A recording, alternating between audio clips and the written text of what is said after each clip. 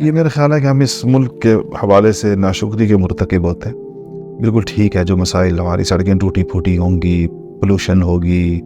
اور ہمارے سرکاری دفاتر میں رشوت چلتی ہوگی بہت، اور لوگ تنگ ہوتی ہیں، یہ سب اپنی جگہ، لیکن جو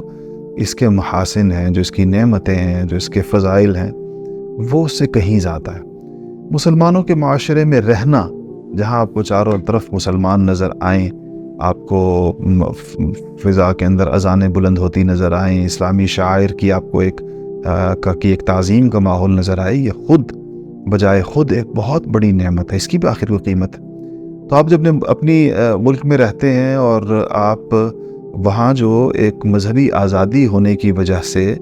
ایک دینی کام کرنے کی، اور پھر دین سیکھنے کی، پھر دین سکھانے کی، پڑھنے کی اور پڑھانے کی،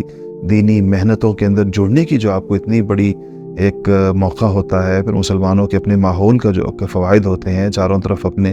لوگ ہوتے ہیں، پھر اپنے گھر والوں کے ساتھ رہنا، رشتہ داروں اور اپنے قوم قبیلے کے ساتھ رہنا، ان کے ساتھ صلہ رحمی کرنا، ان کے ساتھ تعلقات رکھنا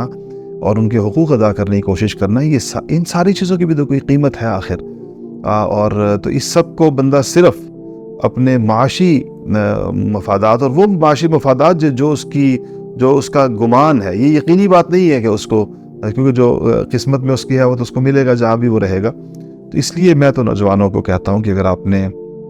ایسی کوئی تعلیم حاصل کرنی ہے جو اس ملک میں ممکن نہیں ہے، آپ کی فیلڈ ایسی ہے کہ آپ نے جانا ہے، آپ نے پی ایچ ڈی کرنی ہے، آپ نے کوئی ریسرچ کرنی ہے، پوسٹ ڈاک کرنا ہے، اس کے جانے میں تو میں حرج نہیں سمجھتا، بھیجتا بھی رہتا ہوں اپنے بہت سے ساتھیوں کو،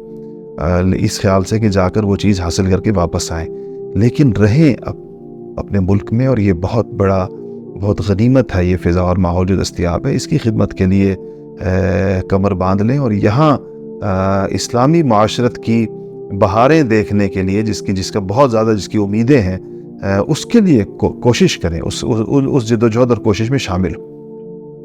جی، ان کا اکثر کاؤنٹر آرگیومنٹ یہ ہوتا ہے کہ ہمارے پاس وہاں ان سے بڑی مساجد ہیں، بڑے اسلامک سینٹرز ہیں، ہم یہاں جائیں جتنا نہیں جڑتے تھے وہاں جا کے جڑتے ہیں، وہاں جا کے اور جی، پابند ان کے سامنے دین کا پورا تصور نہیں ہوتا، وہ صرف نماز روزے کو دین سمجھ رہے ہوتے، تو صرف نماز روزہ کی کہیں پر وہ اجازت ہو جانا اس بات کا مطلب نہیں ہے کہ وہ پورا کا پورا معاشرہ جو ہے وہ ایسا ہے کہ وہ اس میں رہ کر ایک آدمی جو ہے، تو وہ مجبوری کا رہنا الگ ہے، لیکن اگر کسی کو کسی اسلامی معاشرے میں رہنے کے مواقع دستیاب ہوں، موجود ہوں، تو میرا خیال یہ ہے کہ اس کو خود صرف معاشی مفادات کی وجہ سے اس کو چھوڑ کر نہیں جانا چاہیے۔